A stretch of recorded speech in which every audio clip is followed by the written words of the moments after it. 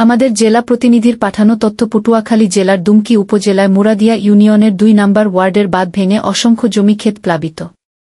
এতে করে এলাকার মানুষ বিপদগ্রস্ত হয়ে পড়েছে এবং এলাকার মানুষের যাতায়াতে বিঘ্ন ঘটছে, অসংখ্য জমির ফসল পানিতে প্লাবিত হয়েছে। এলাকার মানুষ সংশ্লিষ্ট কর্তৃপক্ষের দৃষ্টি আকর্ষণ করছেন যাতে করে খুব শীঘ্রই এই বাঁধটি মেরামতের কাজ করা হয়। খবর দৈনিক জীবন বাংলা নিউজ পটুয়াখালী। আপনারা দেখতে পাচ্ছেন যে কিভাবে বাঁধটি ভেঙে পানি ভিতরে প্রবেশ করছে। দৈনিক জীবন বাংলা নিউজের প্রতিনিধিকে বলেন উপস্থিত এলাকাবাসী।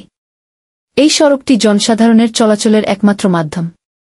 এলাকাবাসী আমাদের প্রতিনিধিকে আরও বলেন যে এই বাঁধটি দ্রুত মেরামত না করা হয় তাহলে সাধারণ লোকজন খুবই ভোগান্তির শিকার হবে।